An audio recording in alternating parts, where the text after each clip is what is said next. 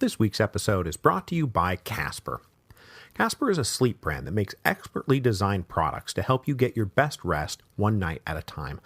At Casper, mattresses are cleverly designed for humans, engineered to mimic human curves, providing supportive comfort for all kinds of bodies. You spend 1/3 of your life sleeping, so you should be comfortable, and Casper mattresses provide all the support the human body needs in all the right places. Casper brand mattresses combine multiple supportive memory foams for a quality sleep surface with the right amounts of both sink and bounce. It has a breathable design that helps you sleep cool and regulate your body temperature throughout the night, and with over 20,000 reviews and an average of 4.8 stars across Casper, Amazon, and Google, Casper is becoming the internet's favorite mattress. And you can be sure of your purchase with Casper's 100-night risk-free sleep-on-it trial. And whatever Casper mattress you decide to go with, you know the price will be affordable because Casper cuts out the middleman and sells directly to you with free shipping to the US and Canada. Now, we love our Casper mattress. It's been with us for years and it continues to sleep great. Our pillows are used every night, and as I mentioned the last time I did one of these ads, the sheets are by far my favorite in the house. So it's all great stuff. The deal we have for you is you get $50 towards select mattresses by visiting casper.com/revolutions and using the promo code REVOLUTIONS at checkout. That again, $50 towards a select mattress by visiting casper.com/revolutions and using the promo code REVOLUTIONS at checkout. Terms and conditions apply.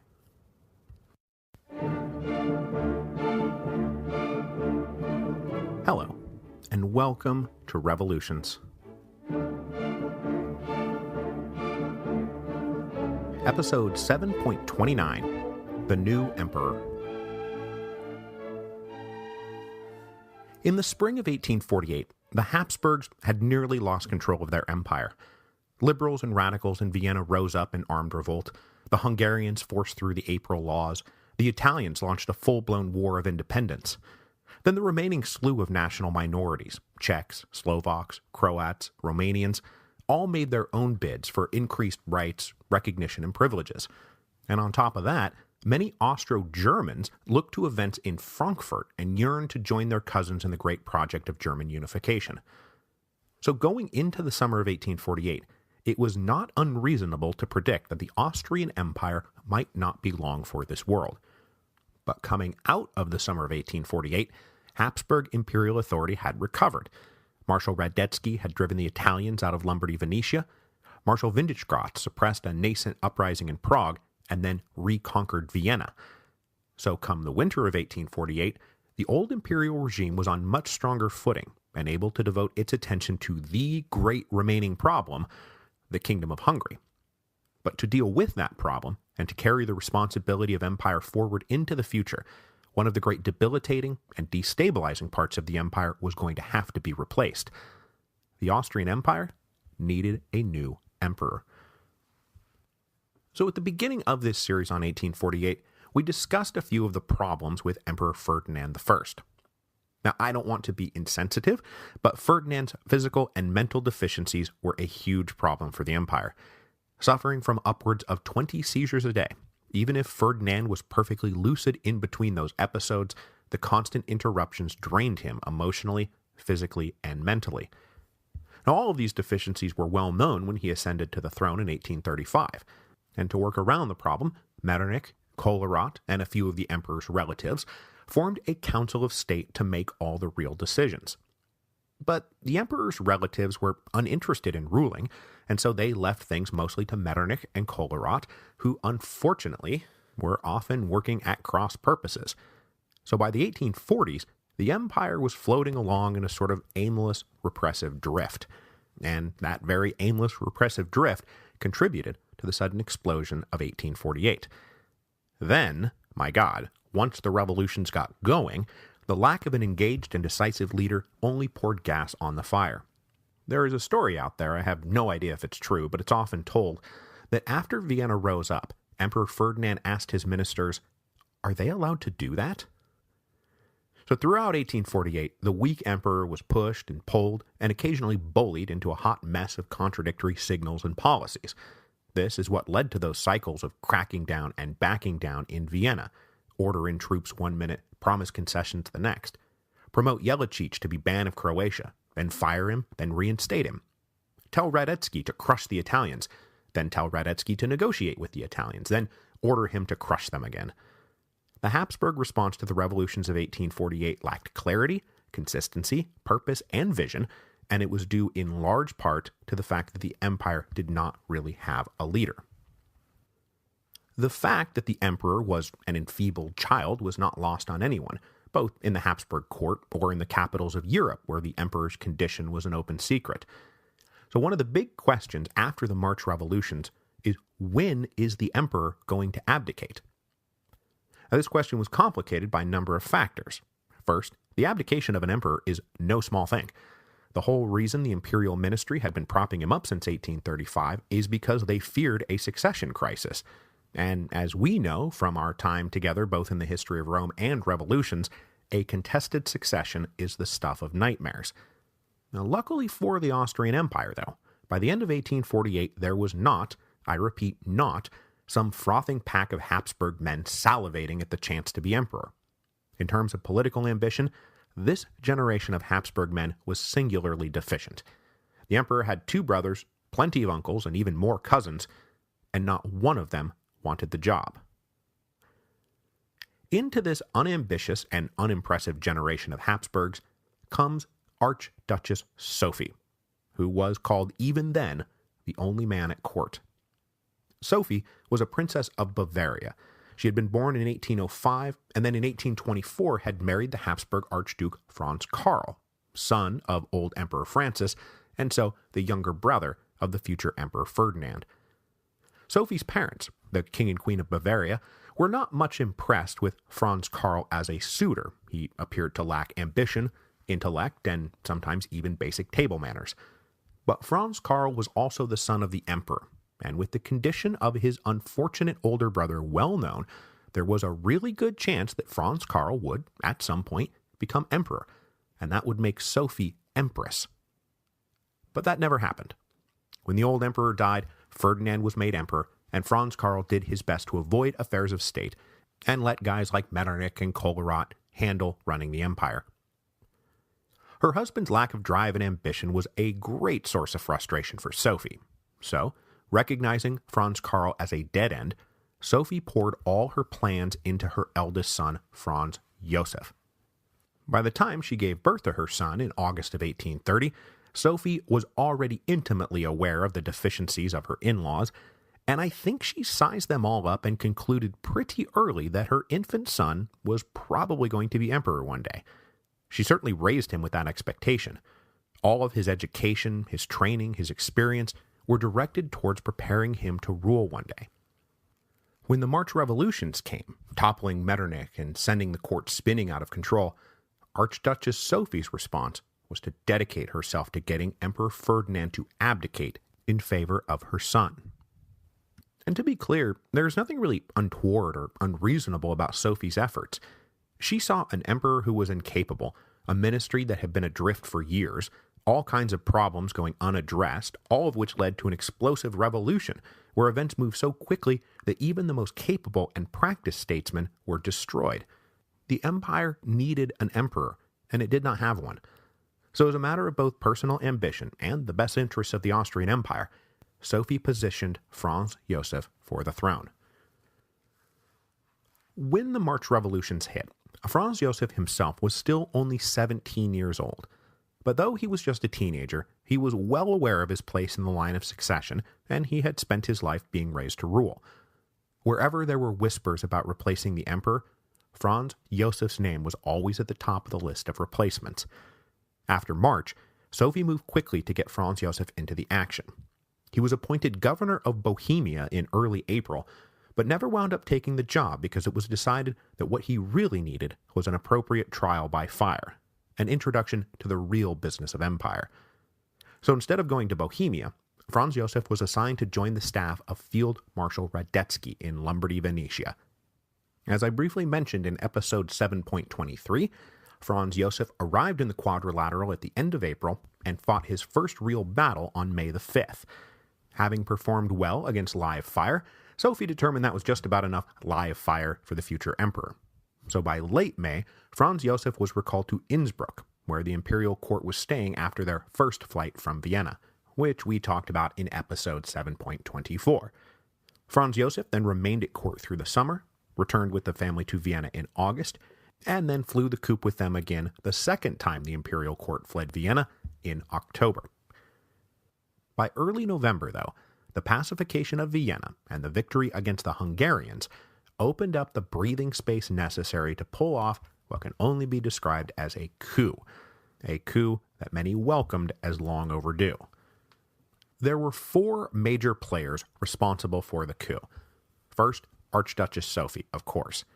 Second, Field Marshal Windischgratz, who is described as being determined to see Franz Joseph put on the throne. Windischgratz supported the young prince for reasons of good, effective imperial rule, but also because Franz Joseph would be able to successfully repudiate all concessions and promises agreed to by Ferdinand. Basically, Franz Joseph would be able to come into power and say, look, Ferdinand is the one who swore all these oaths, not me. The third person critical to the coup was Field Marshal Radetzky.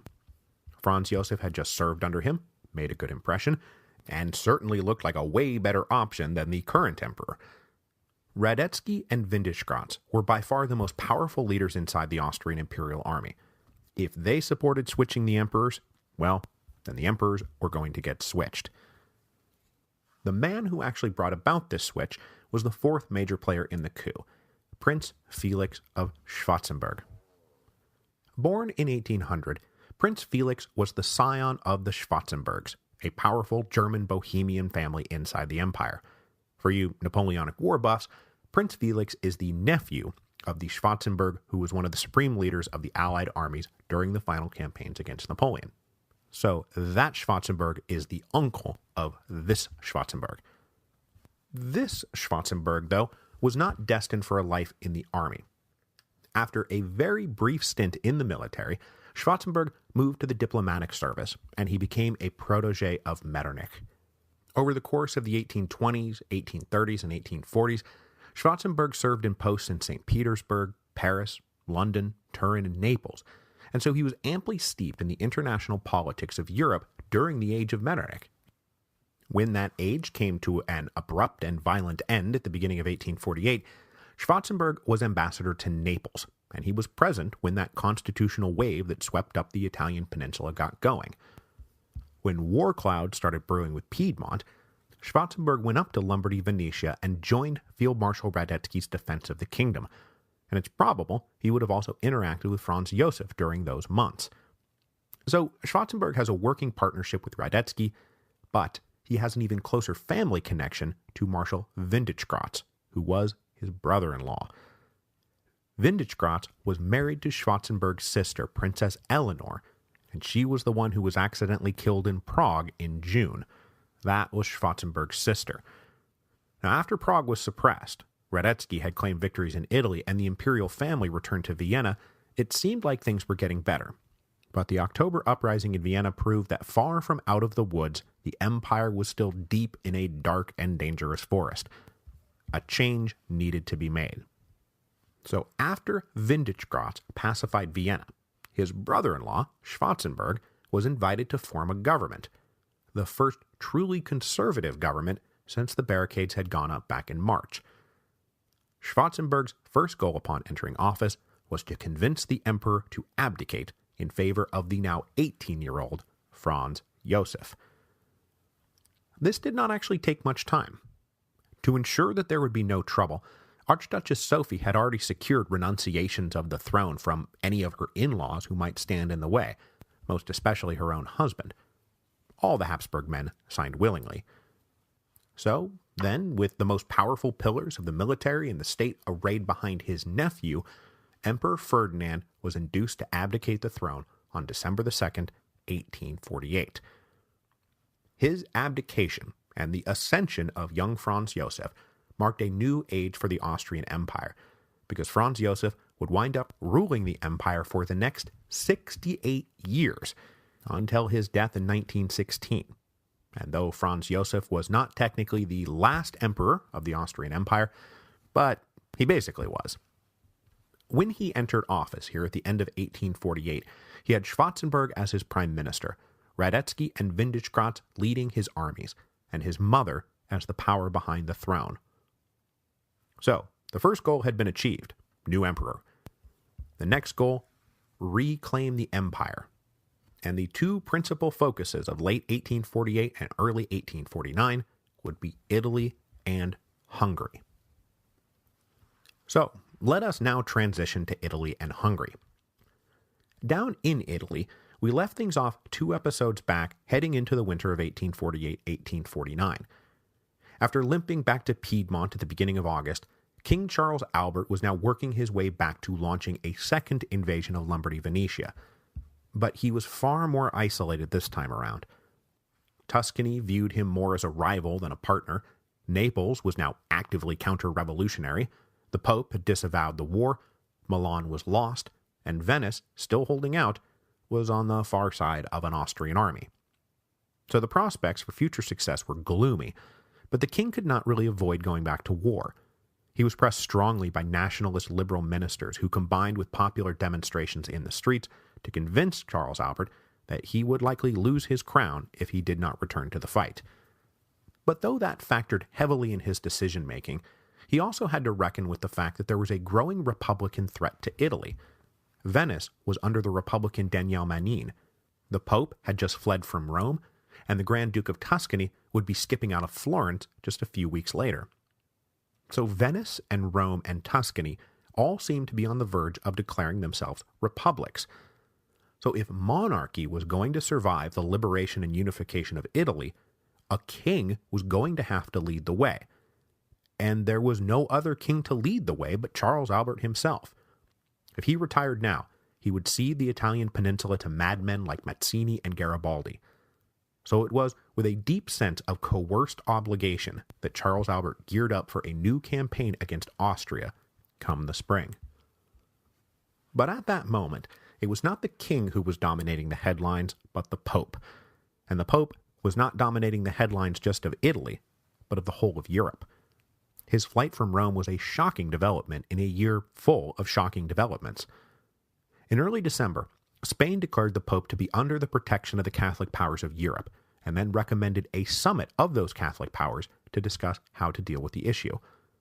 Both Naples and Austria agreed to the summit at once. France, meanwhile, was divided on the issue, and General Cavaignac actually inserted it into the French presidential campaign in November by endorsing a plan to send French troops to Italy to reinstall the Pope.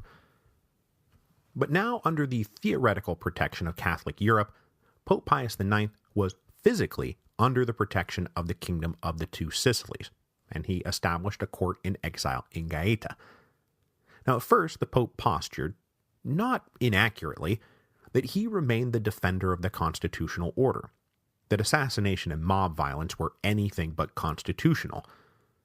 But now free of constraints and able to voice his true thoughts, it did not take long for the Pope to drop the act. He no longer believed in the Constitution, if indeed he ever really had.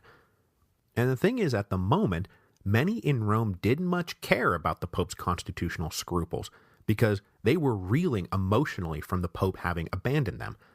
I mean, it's hard to think of a deeper connection between a leader and a city in like all of human history than the connection between the Pope and Rome. The two are so closely connected that they're practically synonyms. So the flight of the Pope had spooked a lot of the leaders, including many of the liberal leaders, and they were eager to negotiate the Pope's return to Rome. But now, taking advice from conservative cardinals who had followed him to Gaeta, the Pope disavowed the government in Rome and refused all overtures. The Pope's refusal to negotiate discredited the liberals in Rome, and it left the radicals ascendant. Having been blocked by Daniele Manin in Venice, Giuseppe Mazzini's crew of revolutionary Republicans moved now to Rome and hoped that it would become the basis of Republican expansion. And having driven the Pope from the Eternal City, these Republicans aimed at restoring that most glorious of all glories, the Roman Republic. So through November and December, they agitated for elections for a new democratic assembly, a democratic assembly that would almost certainly declare Rome a republic as soon as it convened. From his exile in Gaeta, the Pope tried to use his temporal authority as sovereign of Rome to order them to desist. But when the Romans persisted, the Pope massively upped the ante. His temporal authority ignored, he deployed his spiritual authority. On December the 26th, the Pope ordered the formal dissolution of the Roman Parliament and threatened preemptive excommunication for anyone who participated in the organization and convening of any new assembly, which means that everyone in Rome, many of whom were sincere Catholics whatever their politics, now had to choose between representative government and, their immortal souls. On December the 29th, Rome defiantly decided to go forward with the election. So having now spent all his authority, the Pope turned to a more powerful friend. Right at the end of the year, Pius sent a very nice note to his, quote, very dear son, the new Emperor Franz Joseph. So at the beginning of 1848, the general consensus was that Pope Pius IX was on board for liberation and unification, that he would be a leader in a war against Austria.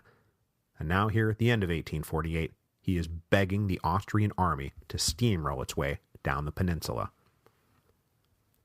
There would not be any immediate intervention, however, because as the Pope was sending off this note to young Franz Joseph, not quite 3 weeks on the job, there was already a far more important operation underway, the reconquest of Hungary. The new leadership of the empire was planning to maintain their aggressive momentum. So, as Schwarzenberg was setting up a new ministry and pressuring the emperor to abdicate, Marshal Windischgratz was preparing a full-blown invasion of Hungary. When Franz Joseph ascended to the throne in the first week of December, Windischgratz was ready to go. And upon ascending to the throne, Franz Joseph did what Windischgratz had wanted all along. The 18-year-old emperor repudiated all the oaths and promises made to the Hungarians by his uncle over the past year. Franz Joseph declared the government in Budapest to be rebels, and he outlawed the lot of them. Back in Budapest, that now rebel government was being led by Lajos Kossuth and the Committee of National Defense. They took the emperor's declarations as an announcement that the Austrian army was about to come knocking on their door. But as Kossuth scrambled a response, he was not able to mass the whole of the Hungarian national defenses in the west to block the Austrians, in part because at that moment he was also dealing with simultaneous uprisings from the Serbs and the Romanians. The Romanian uprising was coming out of Transylvania. And remember, Transylvania is a mess. The minority Magyar had voted for fusion with Hungary, and the majority Romanians were not happy about it, especially when Magyar recruiters came round to conscript Romanian peasants into the Hungarian army. Recognizing an opportunity here was the commander of the imperial forces out on the Transylvanian military border. Remember, those military borders are the bands on the outskirts of the Austrian Empire that lived under permanent martial law. The Austrian general von Pucher cast himself as the friend and defender of the Romanian people. He did not lift a finger to prevent a mass meeting of the Romanians in September to protest Hungarian conscription. When Austria formally declared war on Hungary on October the 3rd, von Pucher resolved to claim executive authority over all of Transylvania, not just the military border, and prevent its reunion with Hungary. Then, on October the 18th, as all the armies in the west were congregating around Vienna, von Pucher issued a proclamation in Transylvania that openly called for the Romanians to rise up against the rebel Magyar. But the Magyar population was, of course, going to fight back, so the declaration marks the beginning of a very bitter and bloody civil war inside of Transylvania. There were peasant uprisings against Magyar landlords, ethnic attacks inside towns and cities, there was assassinations and lynch mobs, vandalism, and then, backed by the imperial troops stationed on the military border, the Romanians swept across Transylvania by the end of November, leaving the Magyar with a few pockets of stubborn resistance.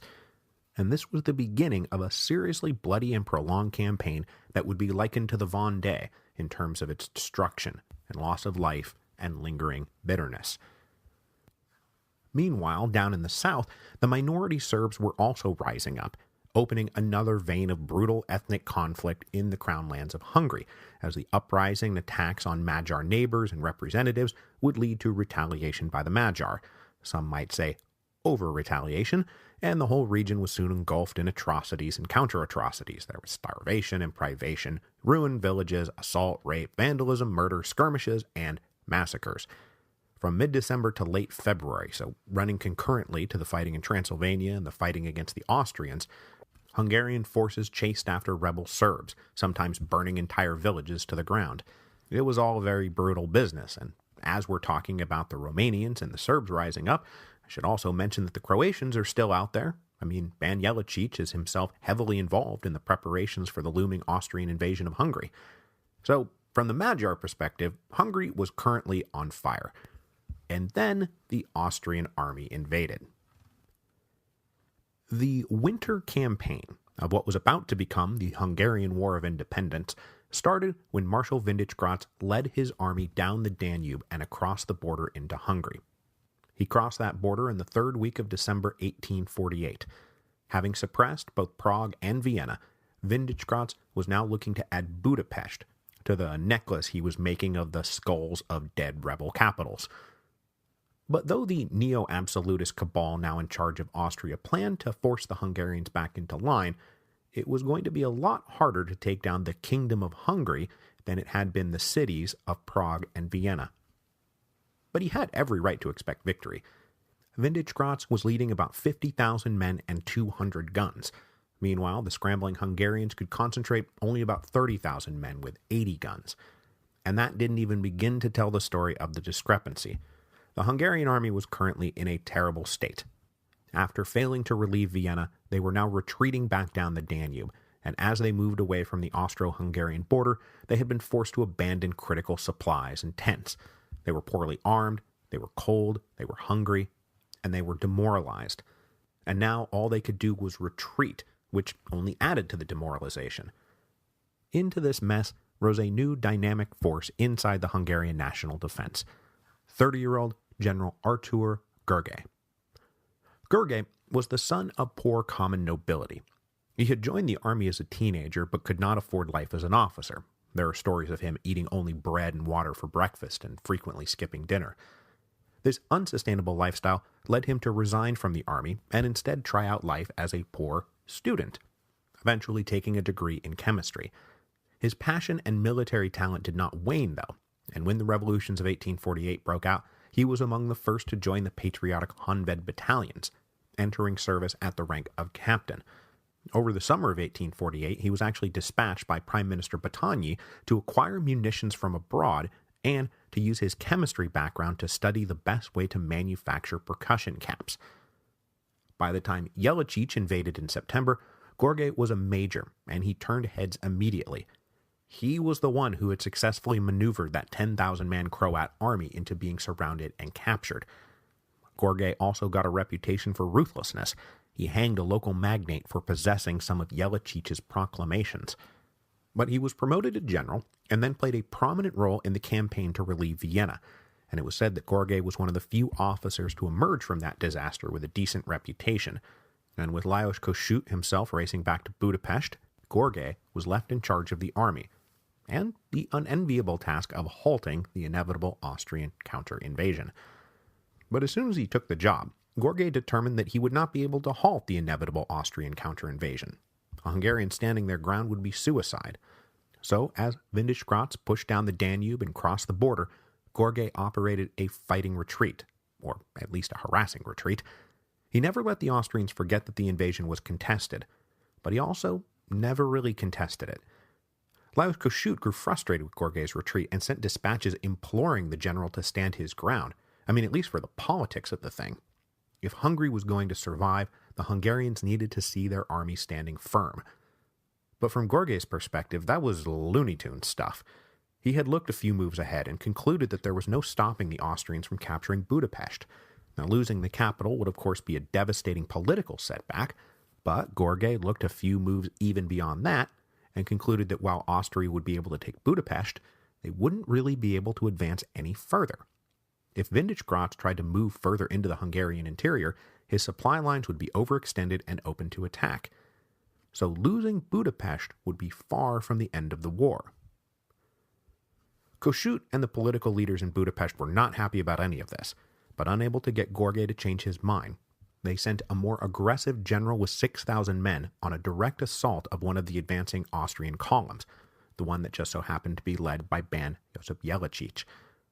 But This 6,000-man Hungarian army was mauled into a chaotic retreat, and they lost just shy of half their army to casualties and capture, which frankly only proved Görgey's point. With the capital deemed indefensible, Lajos Kossuth and the Committee of National Defense announced that the parliament would be reconvening 140 miles further into the interior of Hungary, in the very small town of Debrecen. If General Görgey was right, and he was, the Austrians would not be able to reach them there, and they could safely plan a national defense. So packing up the state treasury, including the crown of St. Stephen, which was the ancient symbol of Hungarian sovereignty, Kossuth and his comrades fled to Debrecen, just days ahead of Windischgratz's army. Not everyone followed, though. Now ex-Prime Minister Battagny resolved to stay to try to negotiate leniency or terms or something. But his overtures to Windischgratz came back with that same reply: "We do not treat with rebels." Battagny was arrested, and on January the 5th, 1849, the Austrians captured Budapest. The Hungarian parliament reconvened on January the 9th in Debrecen. Of the 415 delegates, only 145 were present for this first session, but that number would eventually rise to over 300.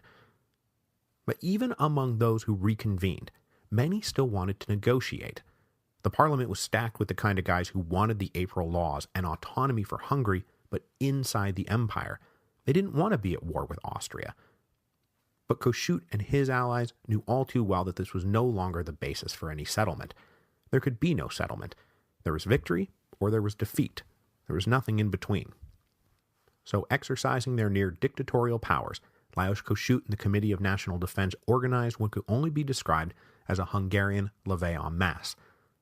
The only way they were going to win this war is if the whole nation rose up as one.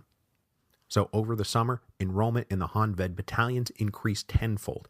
Eventually, the total army would grow to 170,000 strong. Officers would be promoted mostly for zeal and determination over practically any other qualification. They also organized the economy around the war effort, offering, for example, financial inducements and loans to artisans and manufacturers who would take up the supply of the army. Artisans who enlisted in the Honved battalions were identified and diverted to national workshops.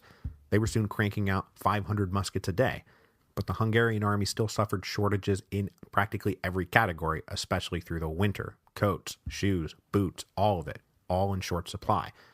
Now, this Hungarian levée en masse also resembles the French original in the Committee of Public Safety and everything that surrounded their attempt to beat back the forces of Europe, because Kossuth dispatched about 80 guys with nearly unlimited grants of power to direct the war effort out in the provinces. These guys, who could only be described as Hungarian representatives on mission, were often at loggerheads with local officials who resisted their demands or who were active traitors. In the capital, a revolutionary tribunal was set up that would eventually sentence more than 100 people to death, almost all of them convicted of treason.